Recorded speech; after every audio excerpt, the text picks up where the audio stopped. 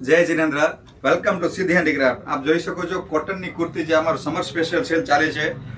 1000 રૂપીસની બે કુર્તી આપ જોઈ શકો છો.